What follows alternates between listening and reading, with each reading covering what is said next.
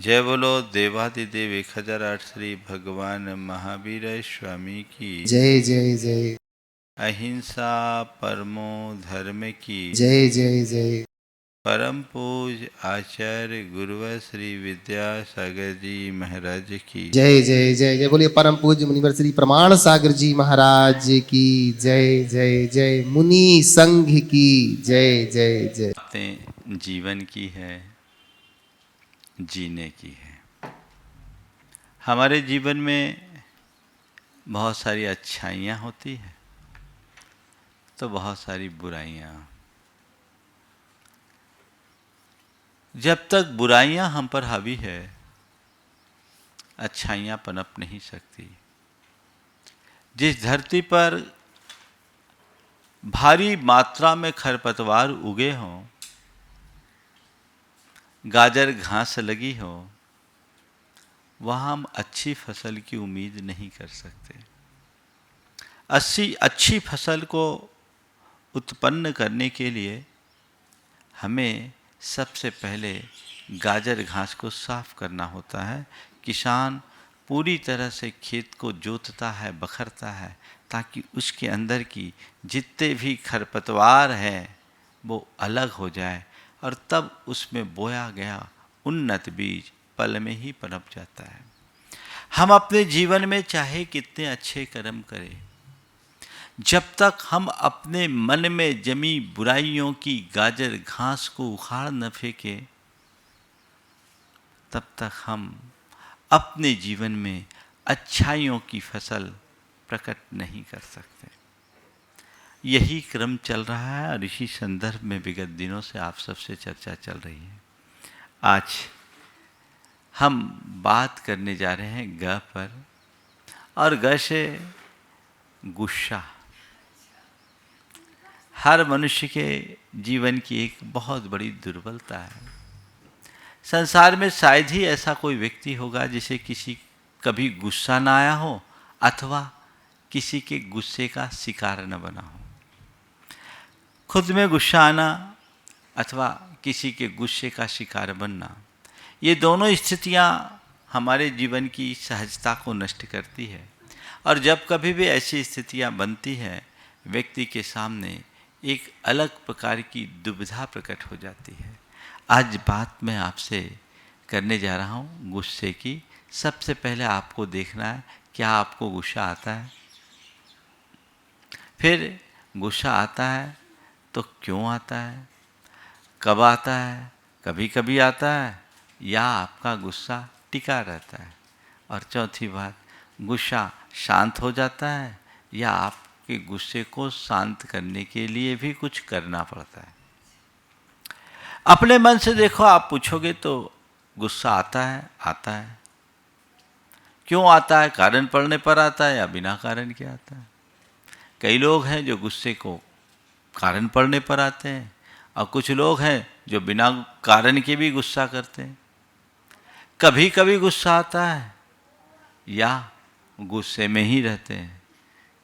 कुछ लोग हैं जिनको कभी कभार गुस्सा आता है, और कुछ लोग हैं जो गुस्से में ही जिए रहते हैं, वो क्रोध की मूरत बने रहते हैं। और कुछ लोग हैं जिनका गुस्सा आता है, क्षणिक आकर ठंडा हो जाता है, और कुछ को थोड़ा मोटिवेशन मिलने पर उनका गुस्सा शांत होता है।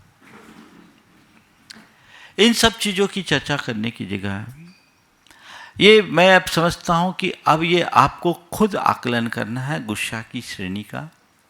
अब मैं उसका सॉल्यूशन दे रहा हूँ कि इस गुस्से को हम कैसे नियंत्रित कर सकते हैं। आज जो बात मैं आप सबसे करूँगा वो व्यवहारिक बातें हैं जो आप अपने अनुभव से महसूस कर सकते हैं। अब मैंने इसके अनेक प्रयोग कराए हैं, लोगों के जीवन में बड़ा बदलाव आया है। अगर गुस्सा के कारणों को पकड़ लें तो गुस्से के निवारण का रास्ता अपने आप खुल जाएगा। सबसे पहली बात, गुस्सा कब आता है? जब हमारे मन के विरुद्ध कुछ होता है। मन के विरुद्ध जब कभी कुछ घटता है, मन में क्षोभ, खीज या गुस्सा, झुंझलाहट आ जाती है। मनुष्य के जीवन में बहुत बार ऐसा होता है कि उसके मन के अनुकूल कार्य नहीं होता और गुस्सा आता है। जिन लोगों के मन के विरुद्ध बात आने पर, मन के विरुद्ध प्रसंग घटने पर गुस्सा आता है, मैं उनसे पूछता हूं, सामने वाले ने तुम्हारे मन के विरुद्ध काम किया, तुम उस पर गुस्सा करते हो? थोड़ा ये सोचो, क्या तुम सामने वाले के मन के काम करते हो? हर प्राणी अपने मन के अनुरूप जीता है, क्योंकि हर प्राणी की अपने अपने संस्कार हैं, अपने अपने विचार हैं, अपने अपने भाव हैं, अपनी अपनी समझ है, वो उसके अनुरूप करेगा। लेकिन उसने मेरे मन के विरुद्ध काम किया, इस बात को मैंने पकड़ा और उसने मेरी सहजता को खंडित कर लिया। मेरे मन में झुंझलाहट हुई, मैंने किसी से कुछ कहा, नहीं हुआ, मैंने जो सोचा वो नहीं हुआ। ये हमारे गुस्से का पहला कारण है। दूसरे नंबर पर, हमने किसी से कोई अपेक्षा रखी, उसकी पूर्ति नहीं हो सकी।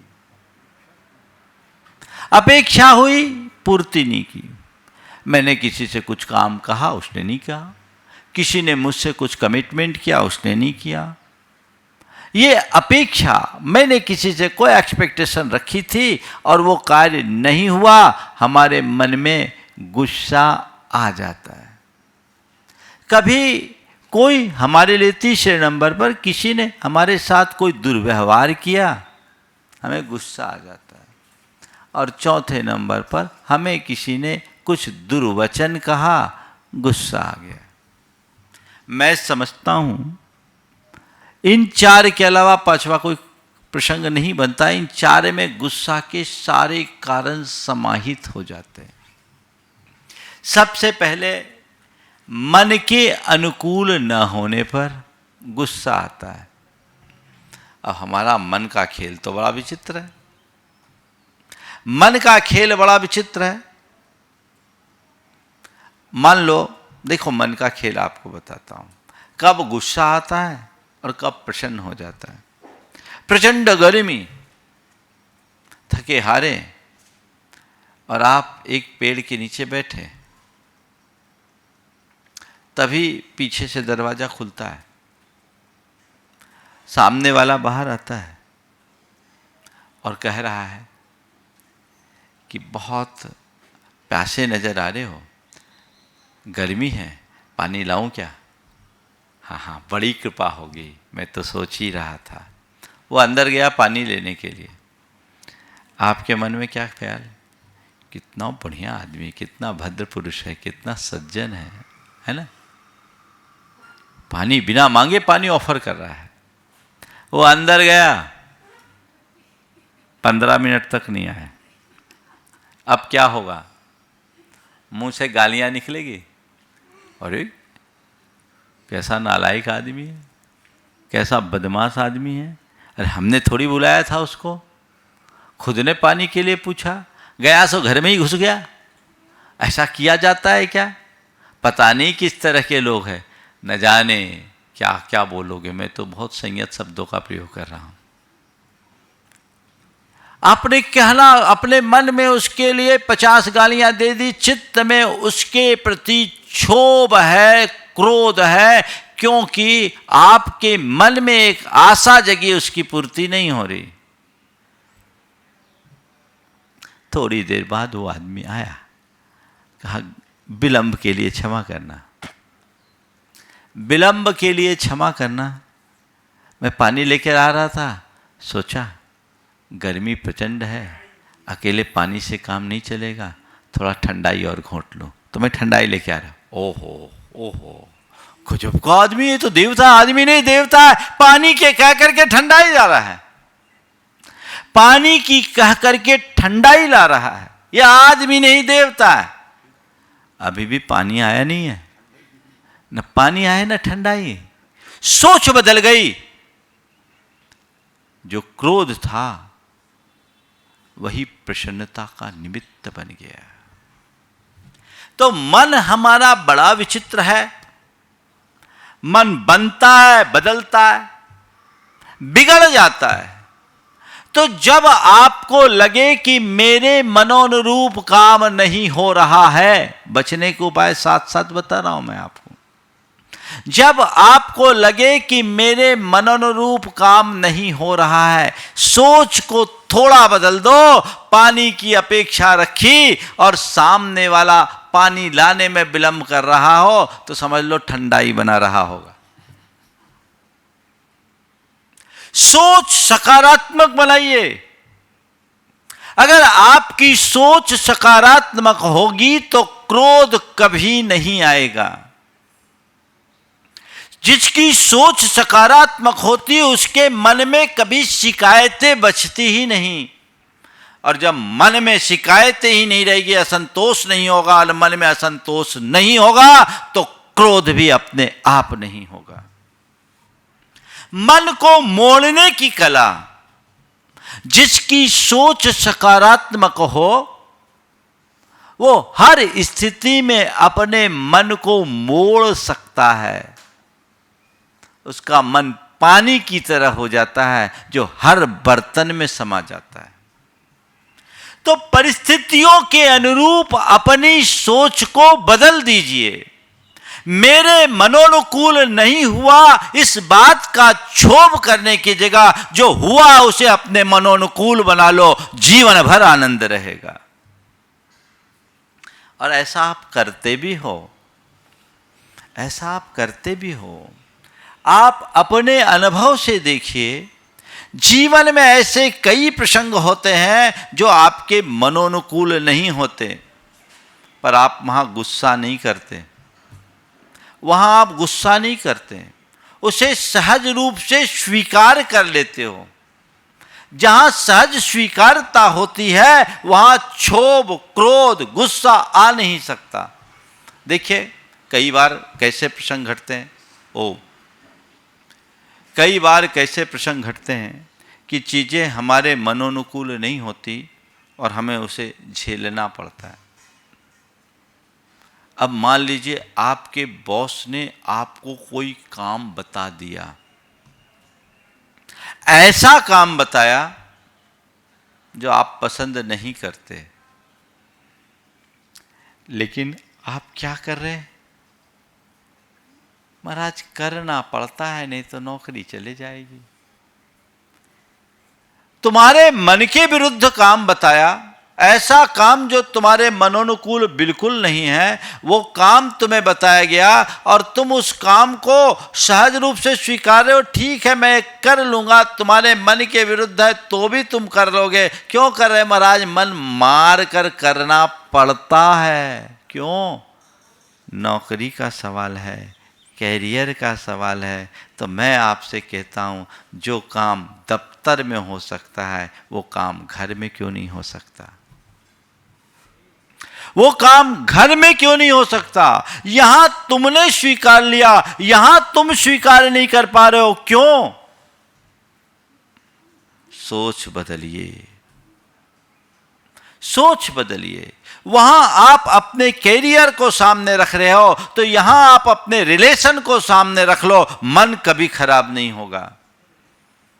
मेरा कैरियर न बिगड़े इसके लिए आप किसी की अनुचित बात भी सुनने को तैयार हो जाते हो। अगर कोई दफ्तर में है, बॉस उसको 4 बातें भी सुना दे तो चुपचाप सहज भाव से नीची गर्दन करके सुन लेते हो। सुनते हो कि नहीं? वहां गुस्सा नहीं। लेकिन घर में आ जाओ और 4 बातें छोड़ो, एक छोटी सी बात भी कह दे तो चुभ जाती है। क्यों? वहां तुम्हारे सामने विवेक है, यहां तुम्हारे मन में कोई विचार नहीं। तुम्हारे मन में यह विवेक है कि मेरा कैरियर बना रहना चाहिए, मेरी नौकरी नहीं छूटनी चाहिए, मेरा धंधा प्रभावित नहीं होना चाहिए। दुकान में बैठ तो ग्राहक कई बार कैसी कैसी बातें कर देता है। कई बार तो ग्राहक कह देता आप तो लुटेरे हो, लूट रहे हो। लुटेरा शब्द सुनने को राजी हो तुम? आप हंसते हुए नहीं नहीं नहीं ऐसी बात मत करिए भाई साहब, हम ऐसा नहीं करते, बिल्कुल पड़ता नहीं, हमने आपको आजीब लगाया, ऐसा काम नहीं है। आपके साथ तो ऐसा बिल्कुल भी नहीं है। प्रेम से, क्या हंसी बिखरते हुए, मुस्कान के साथ। और यही बात घर में नहीं। क्यों?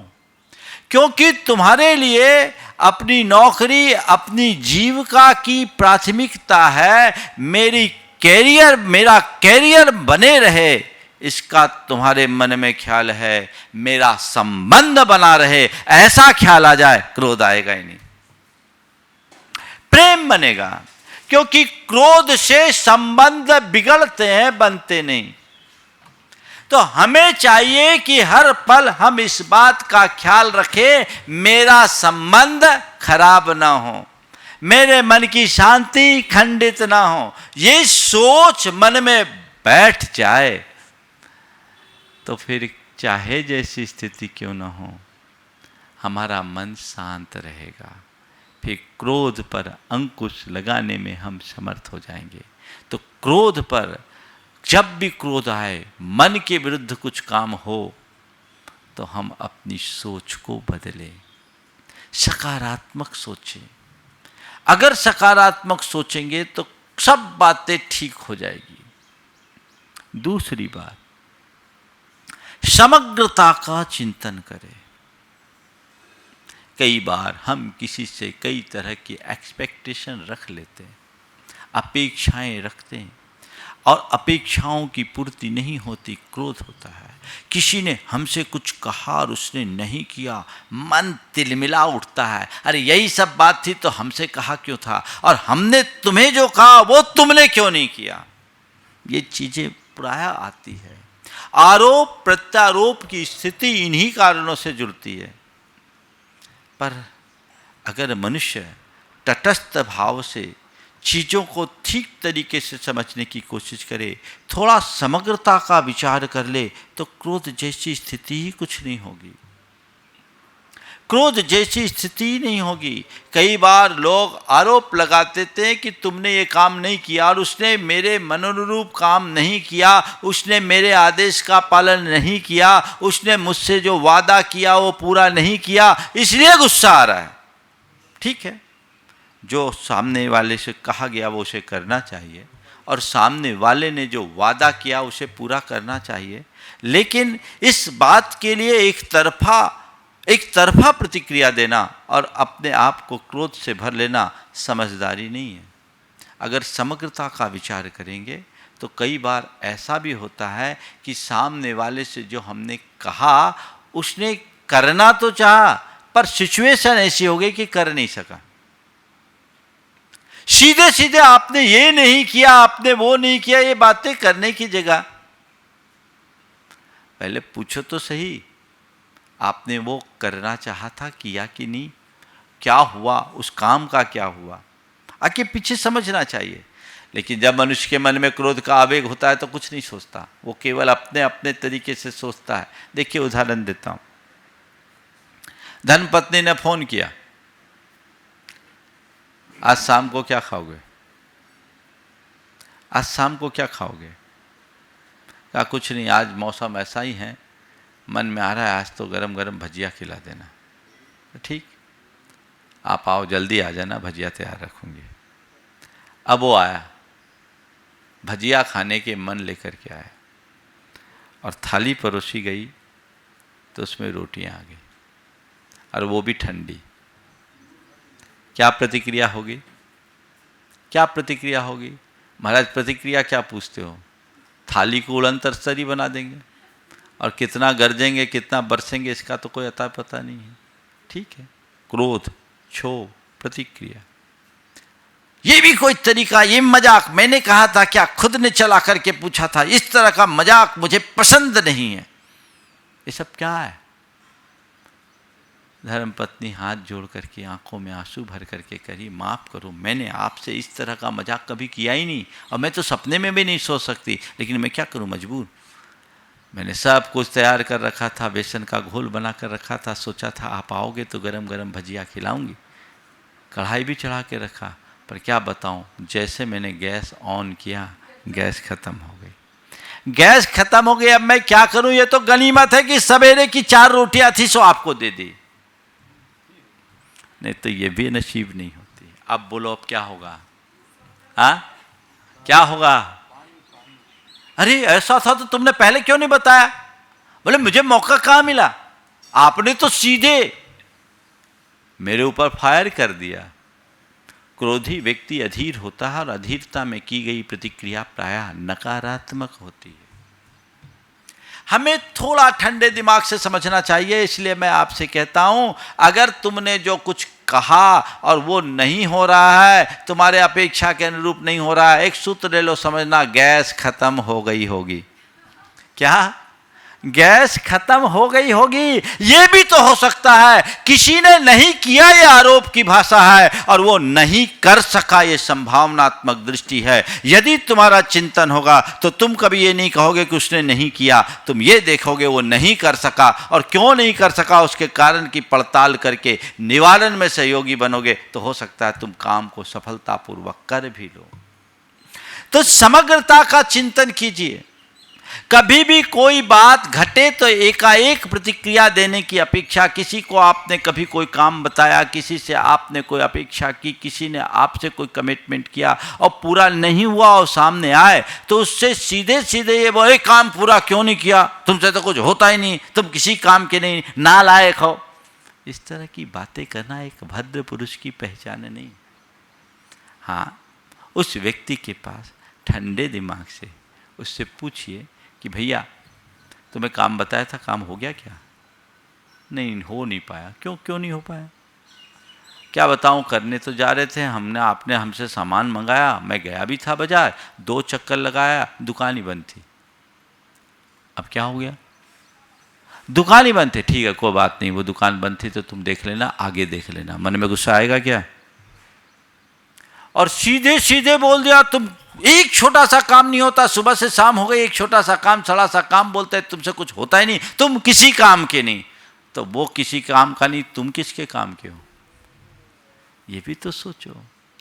थोड़ा समग्रता का चिंतन, व्यापक दृष्टि होनी चाहिए। अगर असमग्र चिंतन करेंगे तो बड़ी दिक्कत होगी। लोग जो क्रोधी होते, बड़े अधीर होते, जैसा मैंने अभी कहा, उनकी प्रतिक्रिया नकारात्मक होती है, ओवर एक्सपेक्टेशन हो जाता है। और कभी कभी कैसी स्थिति हो जाती है, एक भाई ने अपने आप बीती बात बताई। उसकी धर्मपत्नी मायके से आई, फ़ोन किया, मैं आ रही हूँ, सामान ज़्यादा है, गाड़ी लेकर आ जाना, गाड़ी भेज देना। उनके घर से 1 घंटे का रास्ता था रेलवे स्टेशन का। सुबह 4 बजे ट्रेन आती थी और वो उसका पति खुद गाड़ी ड्राइव करके गया। अब धर्मपत्नी मायके से आई, सामान ज़्यादा था और जितना सामान था उससे ज़्यादा सामान का गुरूर। जब वो पहुंची, देखा पति आया, गाड़ी छोटी थी, गाड़ी छोटी। पति ने कहा, मैंने आपसे कहा था बड़ी गाड़ी लेकर के आना, आप छोटी गाड़ी लेकर आए, इतना सारा सामान है, कैसे जाएंगे? गुस्सा कर दिया पत्नी ने। पति ने कहा, ठीक है, मुझसे गलती हो गई, माफ़ करना, आई एम सॉरी, मुझसे गलती हो गई, माफ़ करना, मैं जाता हूँ, तुम टैक्सी करके बड़ी गाड़ी में आ जाना। मैं जाता हूँ, तुम टैक्सी करके बड़ी गाड़ी में आ जाना।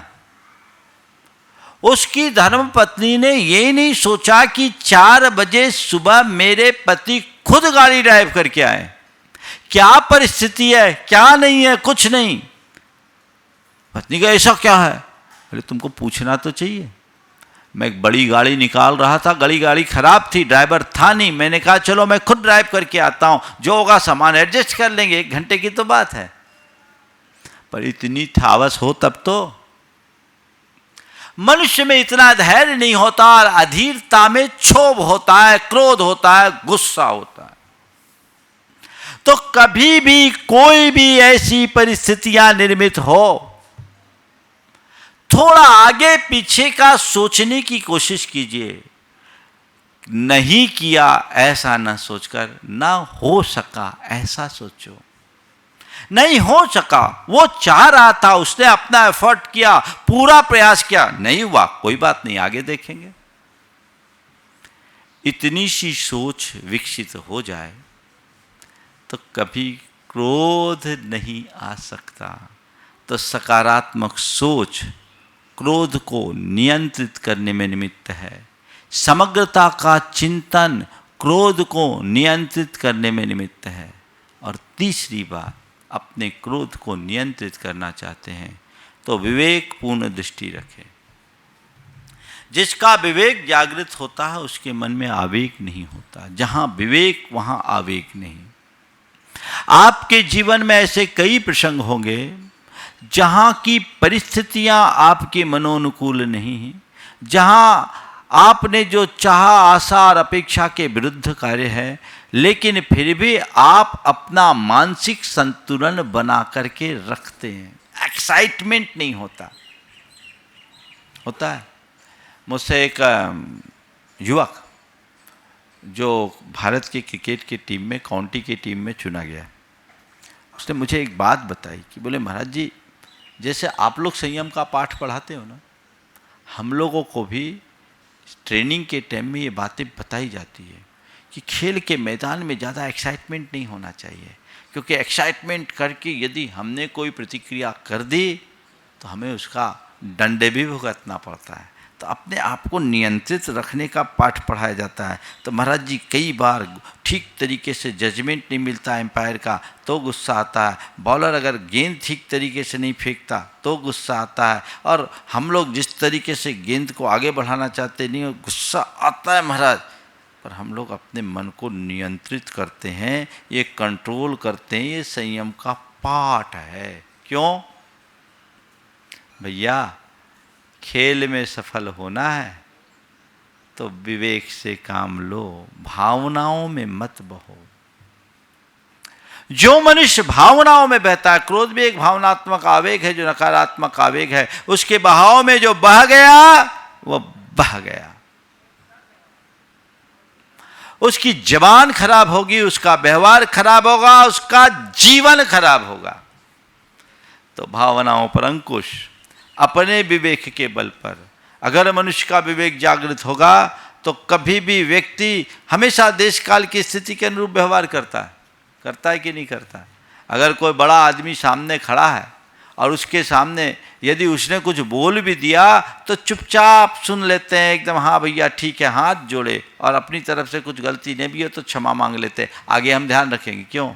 विवेक है। यहाँ अगर हमने कुछ गलत कहा, यहाँ हमने क्रोध किया तो उसका परिणाम बुरा होगा। जहाँ विवेक जागृत होता है वहाँ क्रोध नियंत्रित होता है। जिनका विवेक खो जाता है वो क्रोध की स्थिति में कुछ भी कर देते हैं। आए दिन हम लोग ऐसी सूचनाएं और समाचार अन्य विभिन्न माध्यमों से पढ़ते रहते हैं, सुनते रहते हैं, और अब तो आप लोग देखते भी रहते हैं। विवेक जागृत रखो। विवेक जागृत रखने का मतलब अपनी हस्ती और हैसियत का ख्याल रखो। देखिए, विवेक जागृत होने से व्यक्ति का क्रोध कैसे शांत होता है। मेरे संपर्क में एक सज्जन है जो कभी प्रचंड क्रोध की मूर्ति थे, बड़ा तीव्र क्रोधी आदमी जिसकी मुद्राएं देखकर सामने वाला डर जाए, बहुत गुस्सैल।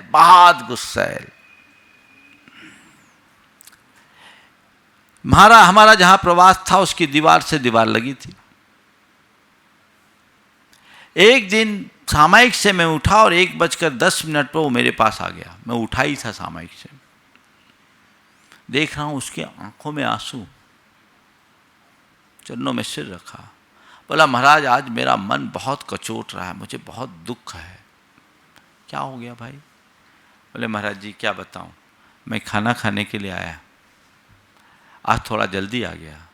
घर आया तो मैं देखा कि मेरी बहू अपने मायके में अपने माँ से बात कर रही है कि मैं कहाँ नरक में आ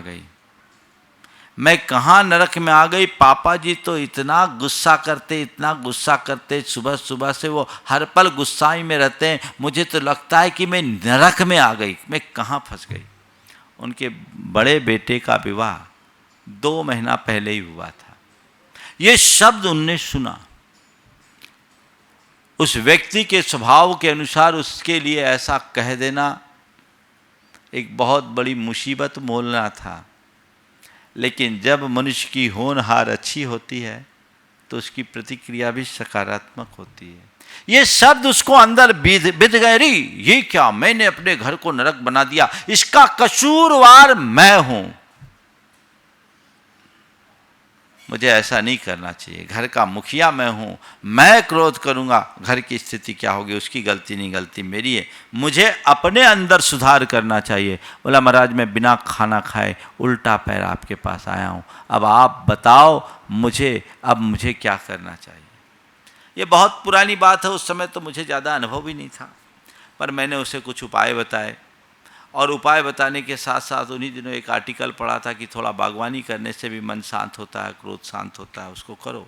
पर उसे ज़्यादा बोलने की ज़रूरत नहीं हुई, उसके अंदर की अंतरात्मा जग गई। जब बोध जगता है तो क्रोध अपने आप नष्ट हो जाता है। आप सब सुनकर के ताज्जुब करोगे, उस व्यक्ति के अंदर जबरदस्त बदलाव आ गया, पश्चिम से वो पूरब में आ गया, वो आग से पानी बन गया, एकदम ठंडा। अब कोई कुछ भी बोल दे फर्क नहीं पड़े, हाँ हंस के टाल दे। ठान लिया था कि अब मुझे अपने क्रोध पर नियंत्रण रखना है, क्योंकि ये मेरे स्वरूप को बिगाड़ देने वाला है, मेरे घर को नरक बनाने वाला है, मुझे ये नहीं करना। इतना सा विवेक, बस अपने मन के विवेक को जागरूक रखिए, क्रोध कभी हावी नहीं होगा, जीवन आगे बढ़ जाएगा।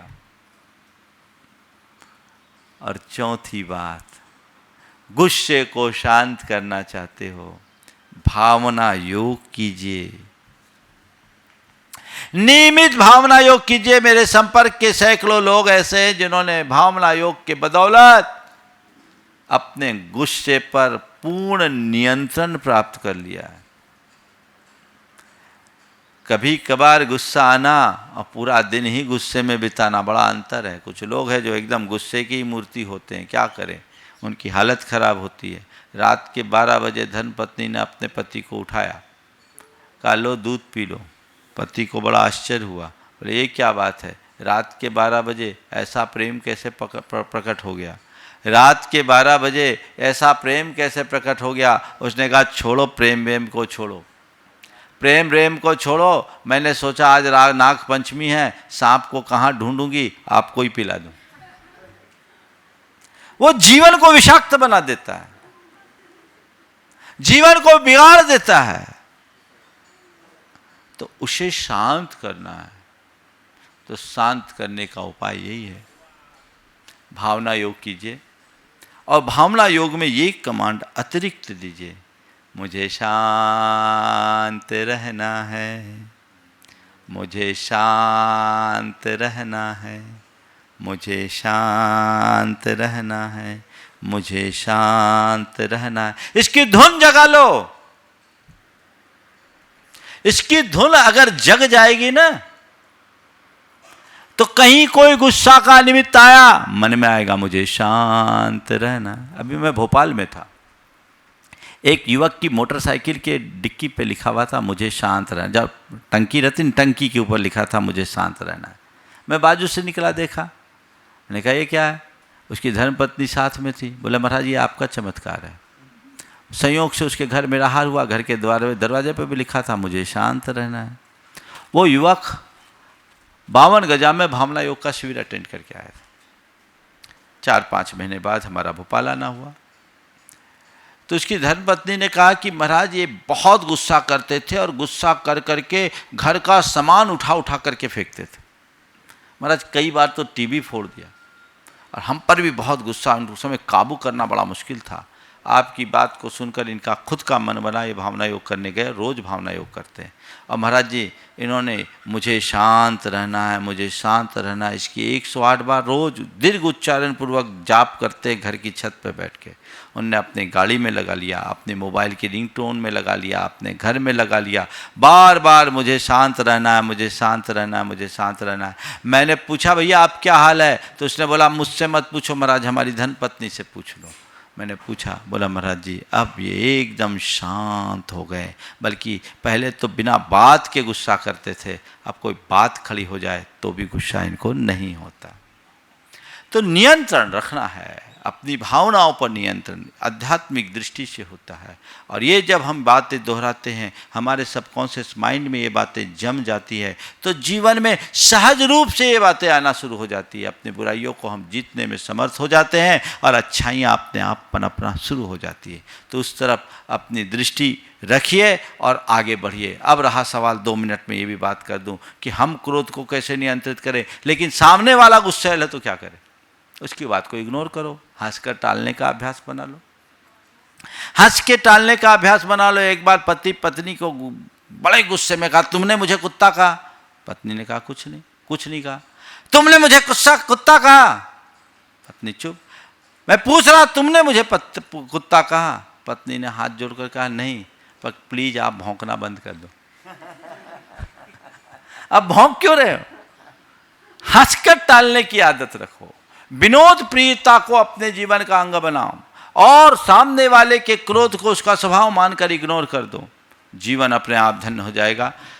वो आग बने हम पानी बने, आग के सामने आग बनोगे तो और आग भड़केगी। आग को तो पानी से बुझाया जा सकता है। जितना प्रचंड क्रोध हो उतना ही प्रबल क्षमा का भाव होना चाहिए। सहनशील बनने की कोशिश करनी चाहिए। चीज़ों को नज़रअंदाज करने का प्रयास करना चाहिए।